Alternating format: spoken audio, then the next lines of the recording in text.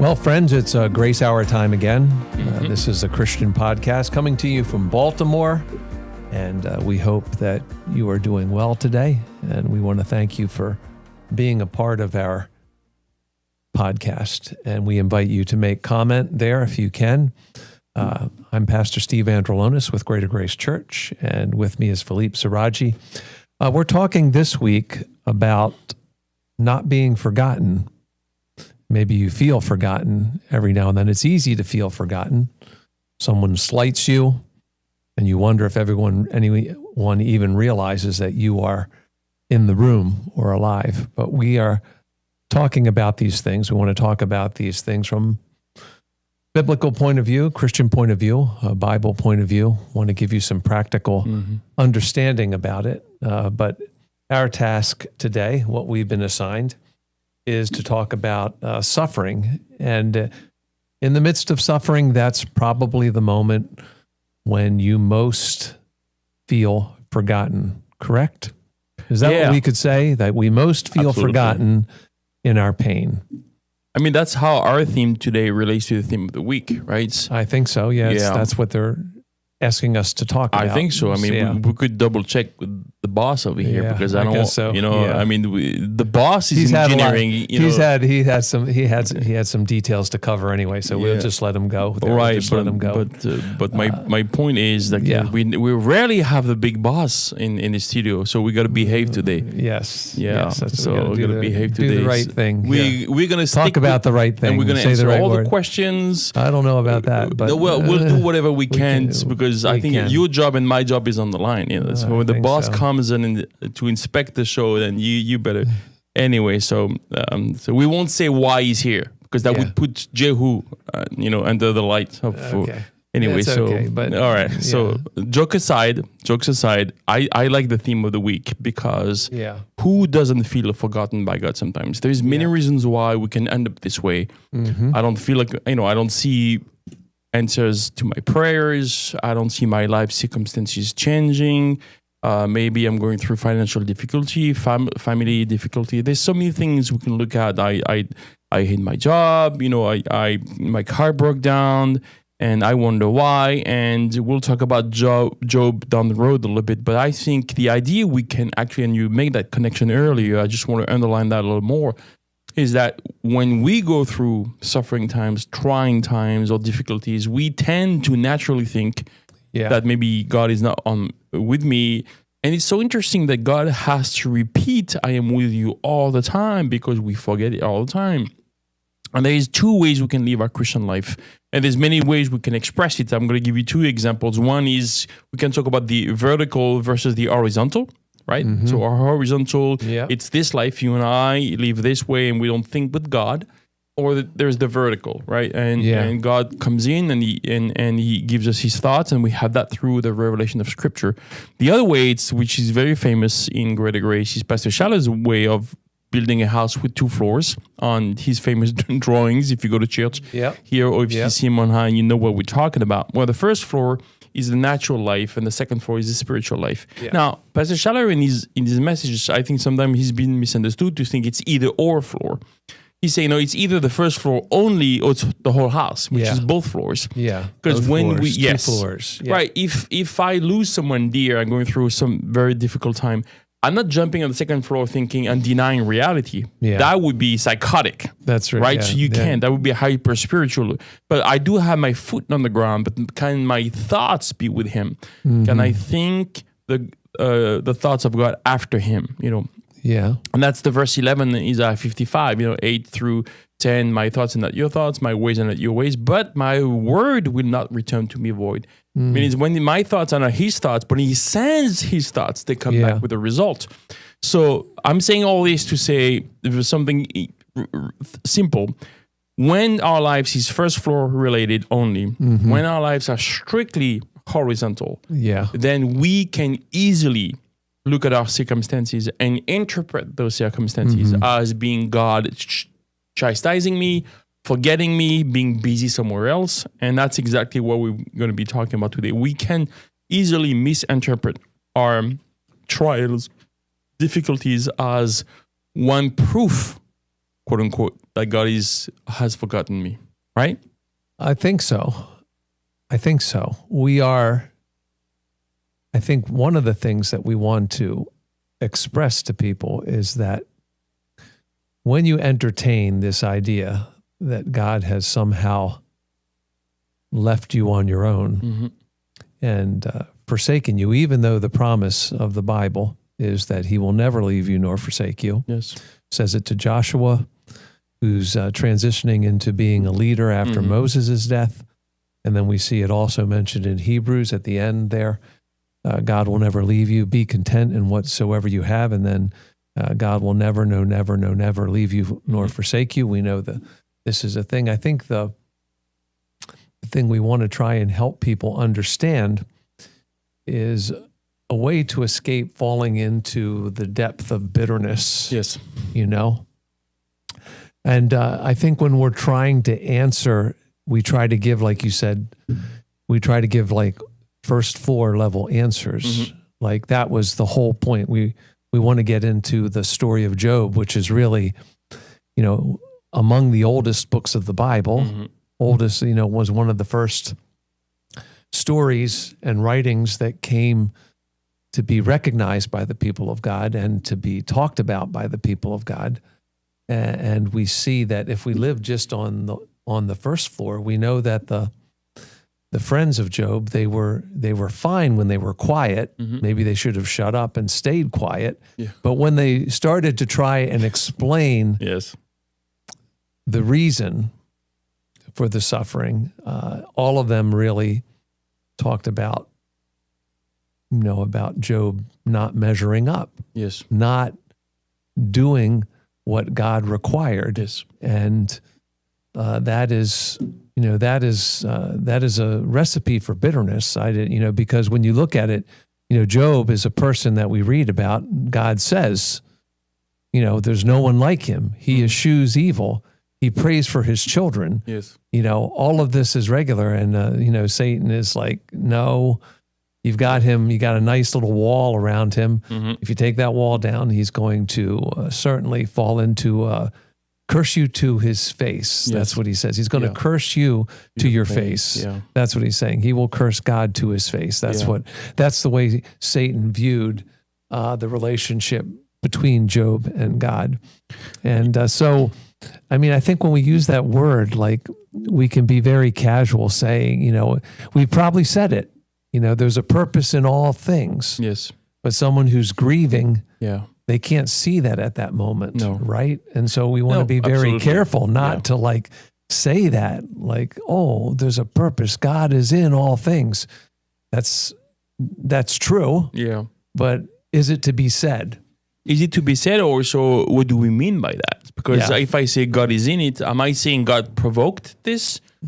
You know, or is God in it in the sense, don't worry, he has, because there's two ways we can see this, right? And there's two. One is God is in it because he thinks I need a spanking.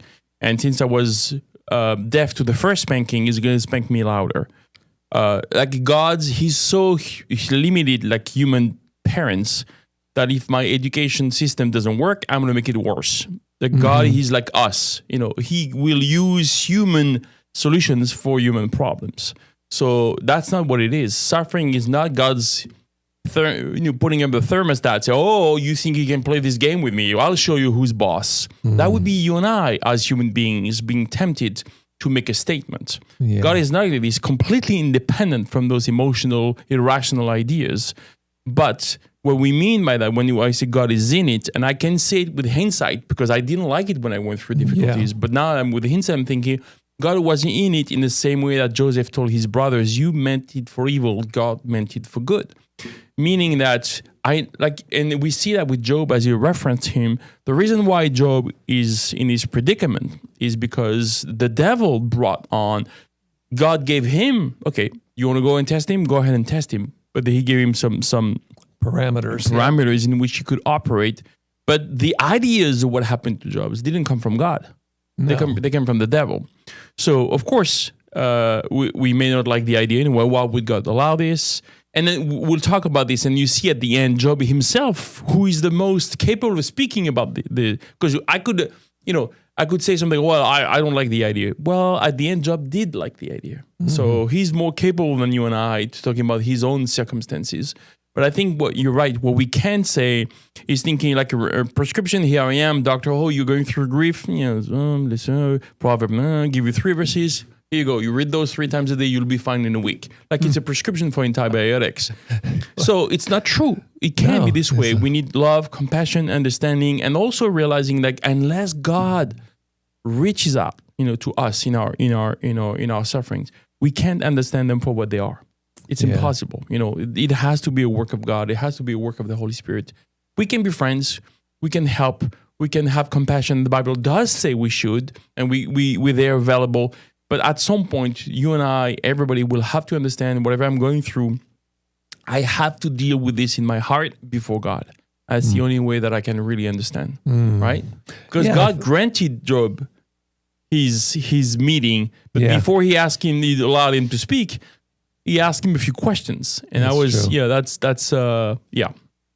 No, I'm going all over the place, but I think in the one of the big verses that we miss maybe toward the end of Job is he said, I have nothing to say anymore. Yes, it's like Job was not interested in rehearsing either the conversation with God or all that he went through to get to that conversation. He just said, I know 2 things now.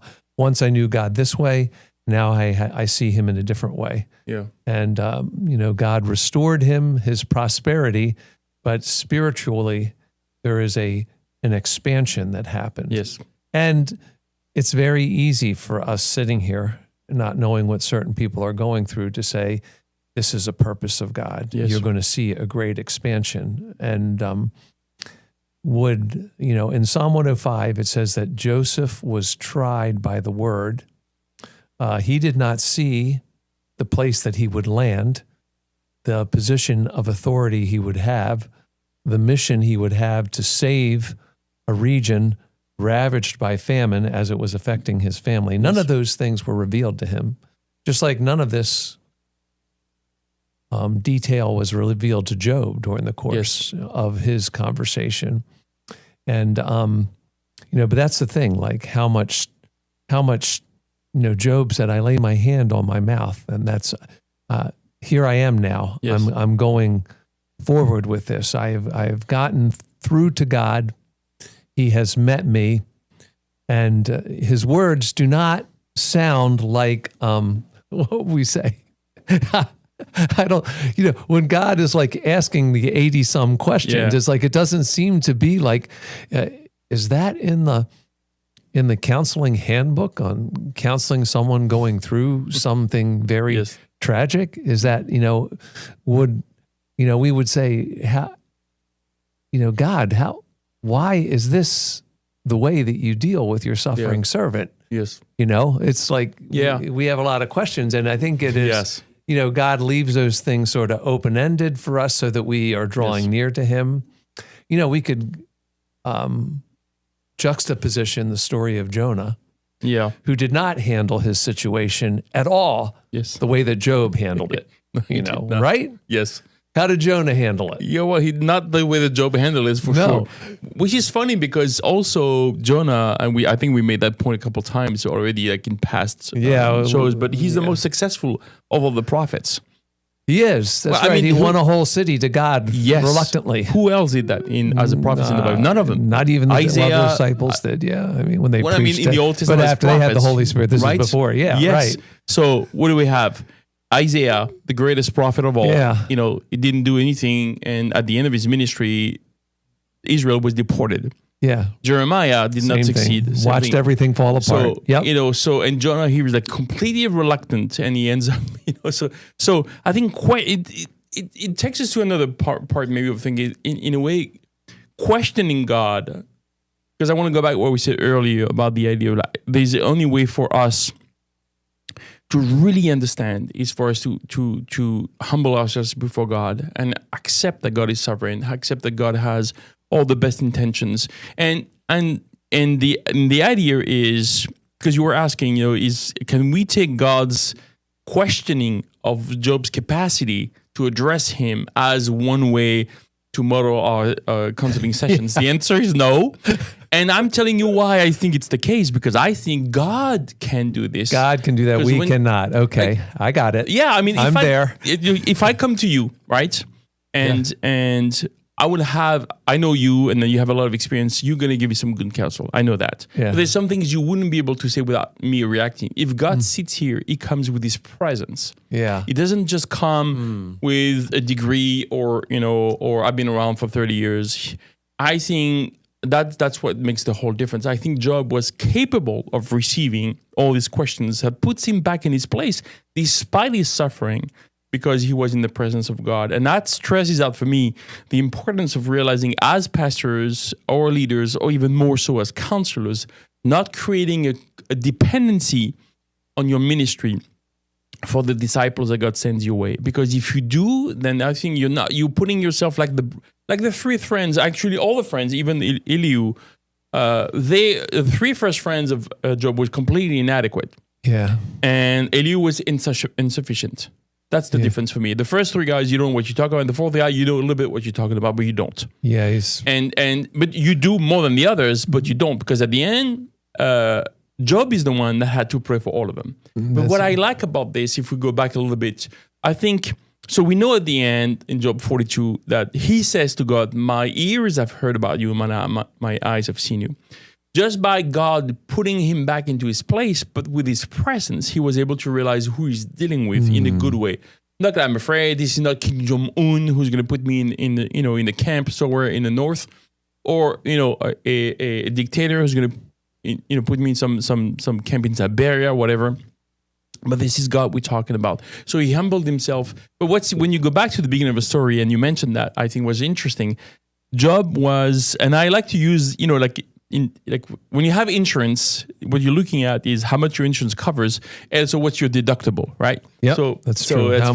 How much you're going to get hit? Yes, out of pocket. That's a big question. Yeah. So I think for me, it's like Job was not wrong when he defended his integrity, but he was wrong when he understood what the heart of God, because his point was very much like a legalist would in some sense. He's going to cover everything with the minimum deductible. And so I'm doing sacrifices, and then I'm going to do sacrifices for my kids just in case. That's the extra payment I make every month, so my deductible is down to zero. Yeah. And then he wonders, what the heck, you're not paying for this? He calls his insurance, you're not covering this? Yeah. No, because this is not part of the contract. And I think the problem that we make sometimes, and that's why it's hard for me personally to understand my suffering, is when I go through, because obviously all of us do, is I am crossing my arm. I thought we had a deal. And God says, no, you had a deal. And I think Job had a deal with God that God never signed off on. Yeah. And now he realizes who he's dealing with. Yeah. Oh, I can't make a deal with God. And then I think that's the idea. Then so now that's where God is so sovereignly amazing. He's at the end, who wins? Everybody, even Job, but the devil. Yeah. That's the end of it. So that's why was Job forgotten? He wondered, and he asked for an audience. He got it. Yeah. He didn't have a chance to place one word in the conversation. Yeah. But then his heart was transformed and changed. Yeah. And that's what I think. This is one great example of what can God do with suffering in our lives, right? Yeah. I think that, everyone at the end there, we see that Job, he has a relationship with God that's different. Yes. We see that Job prays, and his friends are brought into a different kind of relationship with God. Yes, that's the way I'm reading it. I don't get any explanation there, but I'm thinking that these also, Job learned God in a new and expanded way, and then his friends who were living in the accusation principle, which is really from the side of hell, accusing. And, they also got prayed for by Job. So they learned something in the whole situation. So, living in the purpose, trying to see a purpose behind it, trying to see purpose about suffering and seeing what Job was brought to is important, trying to understand that. Yes. And look at that. We interrupt this show for a commercial. Yeah. The commercial is Jehu. He's back in the studio. He thought he was going to make a quiet entrance, but it was perfect timing because we're done with one point and we're moving on. We're moving on. I think we're moving on. I'm just, let's see, back to the idea of suffering and not seeing ourselves as forgotten. Yes.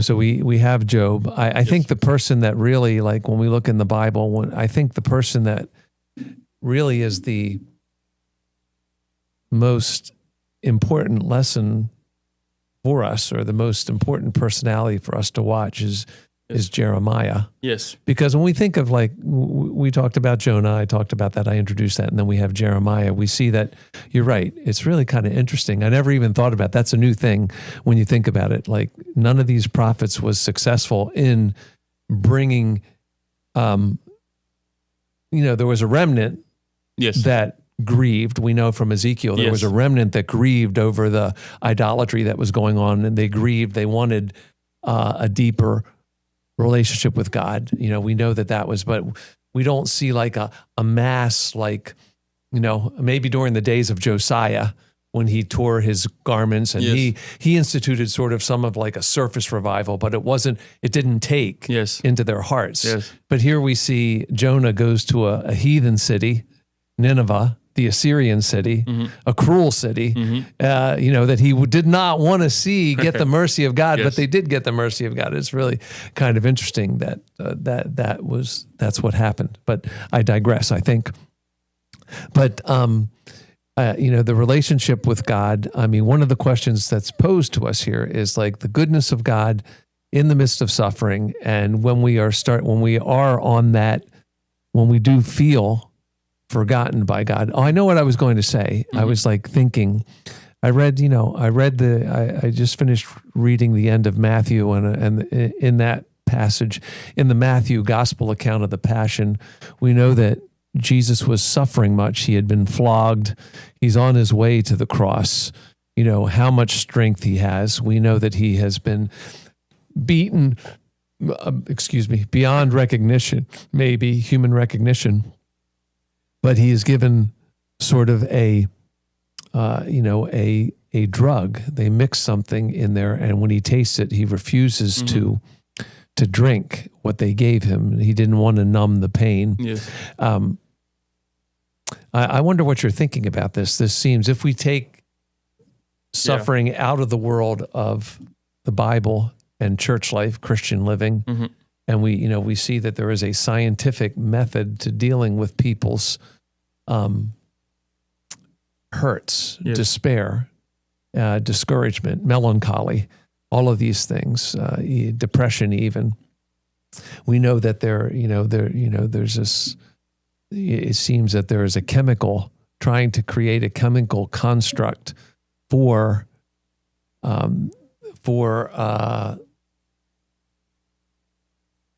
being right, being comfortable. I think that, like, how do we get, I think, is that what we want? Like, is the purpose of our life to be comfortable? Yeah, no, it's not. Absolutely. Okay. I mean, so let me rephrase. Could my life be always comfortable? Yes. Will my life always be comfortable? There's 8 billion people out there. There's always someone who's going to rub me the wrong way, say something I don't like, put me in an awkward position, or I would do the same for other people. So, but what's interesting, and I'm going to say something, I'm working on thin ice with this one. I'm here with you. Yeah, okay. I'm here with you. As a non-American, I won't throw you under the bus. Go ahead. Thank you.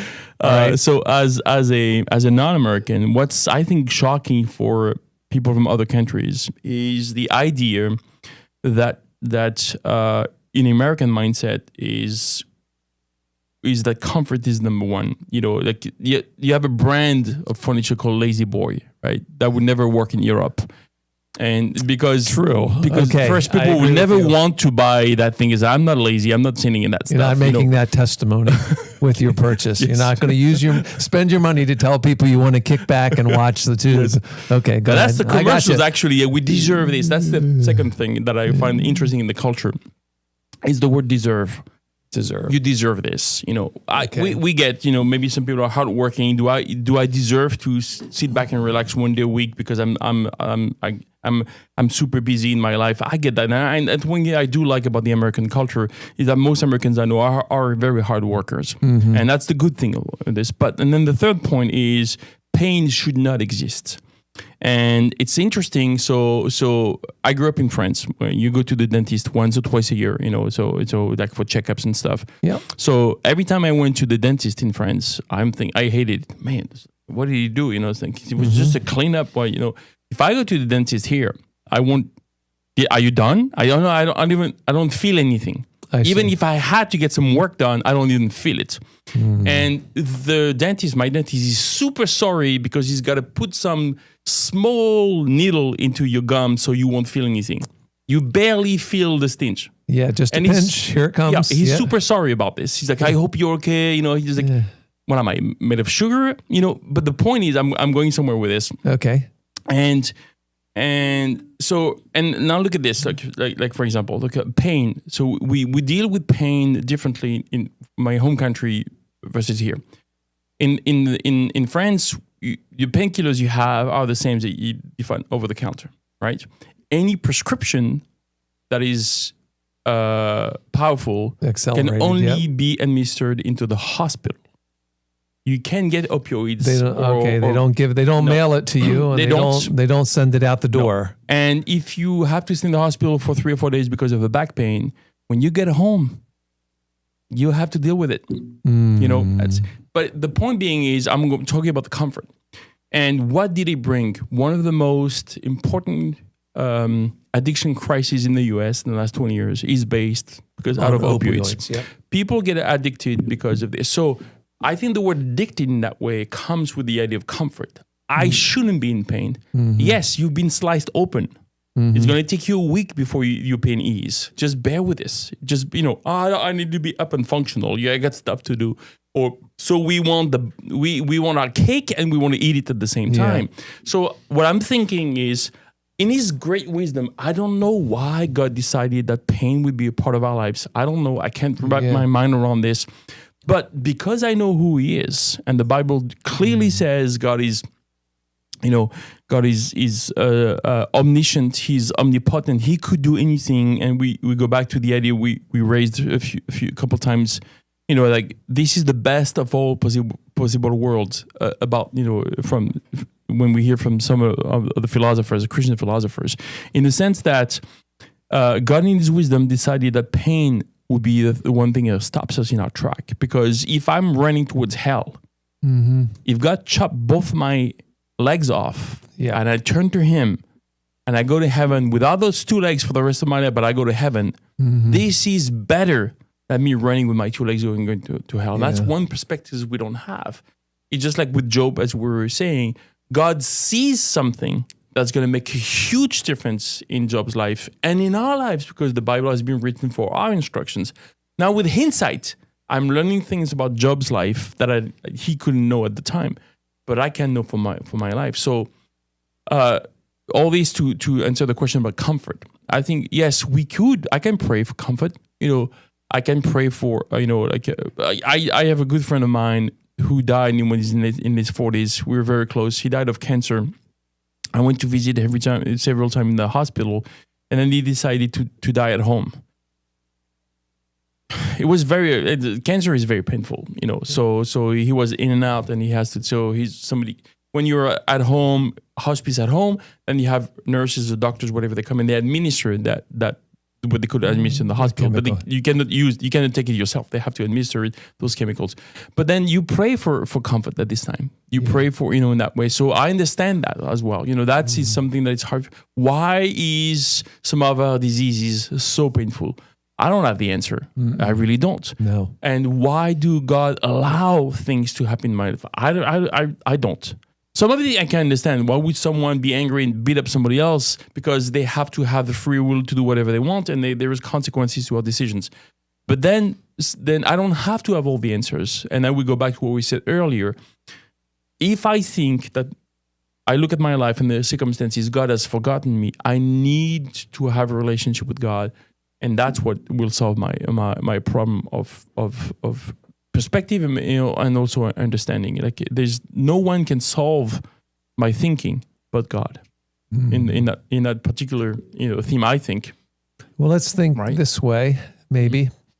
You opened the door earlier with the Pastor Schaller drawing, the first floor, second floor. And I think that a lot of, the first floor thinking, we try to, like you said, bring comfort, take the edge off the pain. Yes. I like what you said there about we deserve this. It's like we've worked so hard, we deserve this. And really that's sort of contrary to what the depravity of man has brought. Yes. I think, when we think about why there is suffering, it's like the capacity that we were made for in the image of God, if it was kept in its rightful position under God's authority and accumulating the glory and the relationship that God intended for man to have with him, then that's a difference. But when man chose to take authority upon himself, then the idea of like limitation is a mercy. Mm-hmm. It's like it's a mercy. We don't see it as a mercy. Yes, but it is, because like you said, like if you're running headlong to a cliff and that cliff is going to pitch you into eternal hell and you get your legs cut off, then all of a sudden God has your attention. Yes. And we don't, the thing is, if you still live on the floor, the natural floor, the first floor, the horizontal level, and don't look up, if you don't see the ladder that God lowered to Jacob, then you don't get the sense of what God is trying to bring you to. Yes. And that is not a very easy thing to receive. I admit that. We can say this very casually, not living in you and I are not living in a lot of pain right now. To someone in a great deal of pain, emotional, relational, or physical, for us to say you just need to look up and see the ladder that God has lowered, and that's a very, I can say that, but you having the capacity to do that, that's part of what the body of Christ exists for, is to help you in that. And it's part of what the Bible gives you, is like these stories. And I'm thinking like, I'm going to be teaching in Dundalk tonight on Mark 13. Okay. And this is like the Olivet Discourse. Jesus is saying there's going to be troubles, famines, plagues, wars, rumors of wars, family divisions, family feuds, fierceness. You are going to be taken before kings and rulers, and you're going to have to listen to the Holy Spirit to say what you're going to have to say. But through it all, he's saying, watch and pray, I am with you. Watch and pray, I am with you. I'm coming. It's going to be like I'm on a long journey. You're going to wonder why I'm not coming back sooner. Yeah. And I wish I could tell you when I'm coming back, but the fact is that I'm Jesus and I'm the Son, but I don't know. Yes. I can't tell you, because the Father has kept it in his own realm of information. So, but I think that's like, he's saying these things to his followers that, I am with you. And he says it when he leaves, lo, I am with you always. And I can say those things very easily when I'm not in pain. Yes. Just like Paul saying, I beseeched God 3 times. Yes. I had a thorn in the flesh. We don't know what it is. And I think that's the grace of God and the wisdom of God not to tell you exactly what it is, because if it was just a physical ailment, then we would say, well, Paul had to deal with bad eyesight. Some people say it. If it was just like a relational element, like, Paul's family turned against him, and, because he was a Pharisee of the Pharisees, or if it was like, Paul planted churches and people didn't follow God, that's, what kind of thorns? There's a lot of thorns there. Yeah. Anything was thorny, but, the answer he got from God was, my grace is sufficient. And, you might have to say that again and again, right? Yes. Yeah, I think so. I think if you look at the pendulum of how we can help each other or help ourselves in difficult times, on one end, we dismiss this by, this is not spiritual. I want to confess the truth, and I only, that's hyper spiritual. On the other hand, is I can't hear anything from God right now. I'm so angry, which I understand as well. So can we question God? When you lose, particularly when you lose somebody dear to you, like a big part of your life, like a spouse, a child, or then you always wonder, your best friend, or your best friend, yes, right. And then you go back in the middle. Yes, there is another way. It's like we see that in the Bibles. We also see that I have from Atlanta, a friend of mine. I've known him for 30 years, and he and his wife were. It's going to be PG-13. So anyway, so him and his wife went out to dinner. Their daughter stayed at home, and there was a burglar in the house. She was 15 years old, and they were roaming through the house, and then they found her and they raped her. And so the guy got caught. He went to jail, and she was traumatized for a long time. And the father, who is also a pastor, that's, you would say, wow, that shouldn't. Wait, it happened to a Christian. This is, he wrote a book about it. His name is Ron Herod. And when we were talking, when he explained it, because he wrote something in his book, and he said that God put him on his heart to go to the jail and forgive the rapist, and with the blessing from his daughter, right? So for me, I'm thinking, I don't know if I would be able to do that. Yeah. That's kind of extreme, But then to me, what it showed me is that some that's also okay. I don't understand it. Many of us don't understand it. Why would you do that? But it's that also okay. Can God put this on his heart? And God did put it on his heart. Yeah. And that changes ministry in so many ways. And I think what I mean by this is sometimes we're opposing our understanding and response from the sufferings we have, because we stand from extreme positions. And God is saying, can you trust me in this? Yeah. Well, yes and no. Okay, that's a good start. Just like Peter, do you love me, agape? No, I love you, phileo. And then at the end, you say, okay, do you love me, phileo? Yes, I do. Okay, well, we can start from here. I think God understands what's in our hearts. Can I blame God for my circumstances? Yes, God understands. And then once my emotions pass, God is still interested in reaching out to me. He still wants me to hear him. He still wants me to speak to him. And that's what we're talking about. So our sufferings, as C.S. Lewis puts it, they are this megaphone that God uses to arouse a deaf world.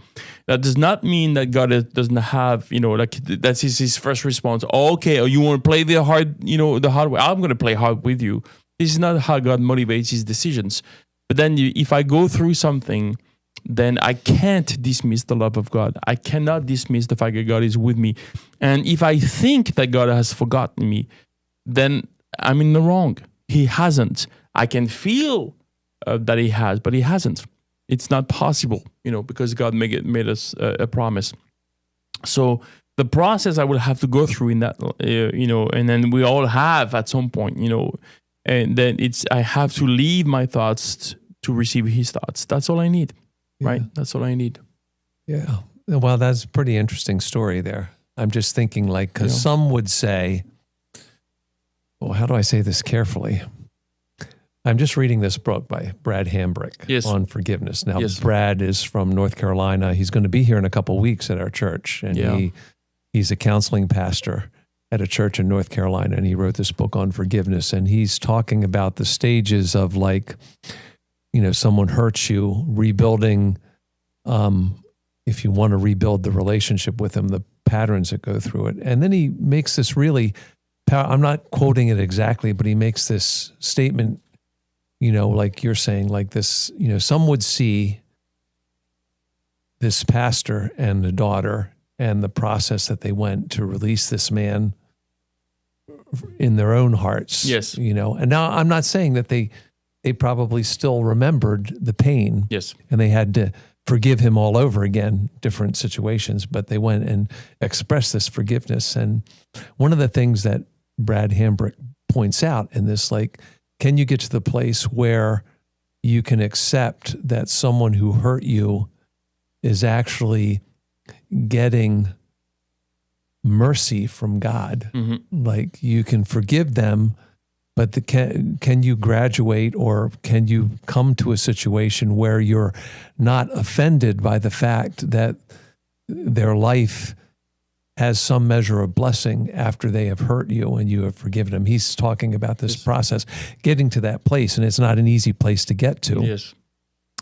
And, the kind of thing like justice must be served at all costs. And once justice is served, what does it mean, for you? Like once you see justice served, someone has hurt you, like this man saw this pastor and his daughter saw this man go to jail. And then in their hearts, they were able to, to be released to forgive. It was the power of the Spirit to do it. Yeah. I think the justice being served was a kind of a closure in the process. And I think he says in his book that they helped the family start the process of forgiveness. So there's room for that. And I think when you quote Brad Hembrick, I'm excited about his coming. He'll be there, I think, 8th or 9th or 9th and 10th, I remember, of June. But it's going to be a great, we talked with him a few times, he's also showing the relationship between Matthew 18 and Romans 13. I think he's going to do a session on that, if I recall what he wanted to do, which is on the one side, you have the church discipline and how we process things spiritually. The other one is we trust the government, who has the sword to be able to make the right decisions when it comes down to civil affairs and criminal affairs. And I'm excited to hear about this. He's thinking about the process. So that's going to be a good time. We're not saying anything easy. We're not saying, Steve Andrulonis and Philippe Serradji has all the answers. And we understand that suffering is very difficult to process. And we all went through it. If I was thinking when you were talking, if I were to summarize my 17 first years of my life, I've learned more in those 17 first years of my life with what happened to me. Things you shouldn't happen you shouldn't learn until you're an adult. So yes, I did go through a lot of things in my life. I really did. And on the other hand, I'm looking back and thinking God took me out of that, and a lot of what I've learned through those years is helping me today and helping other people. And I realized this is with 30 years, 35 years down the road, this is a blessing for me. I couldn't think of a blessing at the time, but it is a blessing. Now I'm thinking now. I'm sure I've spoken to so many people, and I've maybe counseled so many people, and some of them would tell you, well, you're not such a great counselor, which is very possible. I'm sure some people are disappointed with my advice. And I think it's, because... Mine too, I'm going to say. Yeah, and I've been told that not too long ago, actually. And I'm laughing because I'm laughing at myself, because I'm thinking, you got a point there. That was a stupid idea, but not an idea, but it was not adequate, as a counsel, and I totally understand that. I think if we stay humble before God, or if we get humbled by the people we're serving, and sometimes as we're accountable, then we can grow and learn. I think it's also very valuable. That's besides the point.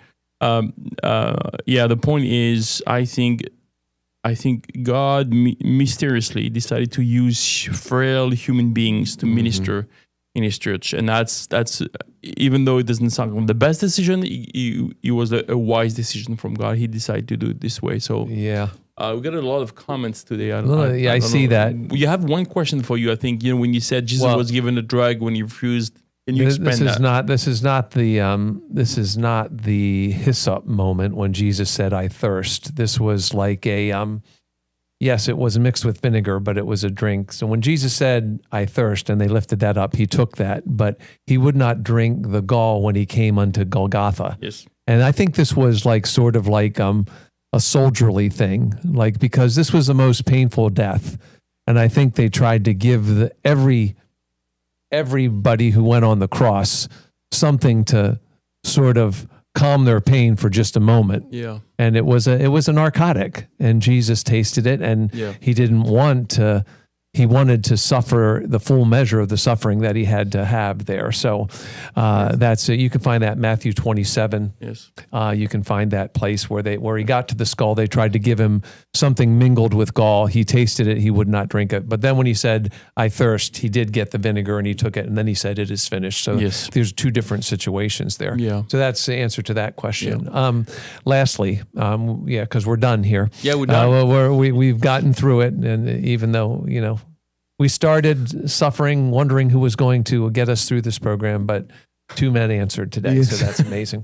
I'm sorry, I don't want to digress. I mean, I would say we want to be very careful not to tell you that promises are not prescriptions. Like we were asked here, how does the promises of God, can you take so many promises of God and suddenly you're comforted in your feelings of forgetfulness, feeling like you are forgotten and forsaken by God. I don't think that's a good prescription, right? No, like you said, like that would be bad counsel. Yes. And we can't just say, just recite and chant. That's like vain repetition. Everything is designed to get us in contact with God. I think the thing we have to remember, God takes no pleasure in the death of any wicked person. So you have to come to grips with that. God is not willing that any should perish, but all should come to repentance. And he's not slack concerning his promise. This is, why doesn't God answer? And why doesn't God bring comfort? Why don't I have peace sometimes? These are all big questions. And Job had to wrestle with them. And at the end of, there's a story there. Joseph had to wrestle with them. Jeremiah had to wrestle with them. Sing your sad songs. If God's given you sad songs, and I could say, sing those to the atmosphere. There's a lot of laments in the Psalms. Yes. There's no easy answer. We're not here to give prescriptions. Suffering is a real thing. We do feel forgotten. I have felt forgotten by God, but he's brought me through it. That's all I can say. Yeah. How about you? I think so. I just want to, there's so many. So thanks, Elizabeth, Felix, Oretta, Madeline. We didn't have time to read your comments today, but they were very defining. So if you follow on Facebook or YouTube, you can see those. Yeah. But I think I said what I had to say. You said what you had to say. I think we're done. All right. So this has been the Grace Hour podcast. We want to thank you for being a part of this. If you missed any part of this, you can listen again. It's on Apple Podcasts, YouTube, Google Podcasts, Spotify, and gracehour.org is a place where all the programs are archived for you to listen to again. So it's a ministry. We are a ministry of Greater Grace Church in Baltimore. You can join us here at church tomorrow evening, 7:00, if you're looking for a place to fellowship in the middle of the week. Amen. Well, for Philippe Serradji, I'm Pastor Steve Andrulonis, for Jehu Vandiver, who came in to guide us through. Amen. We want to thank him and thank all of you for being a part of the Grace Hour. Have a great Tuesday and a great rest of the week, everyone.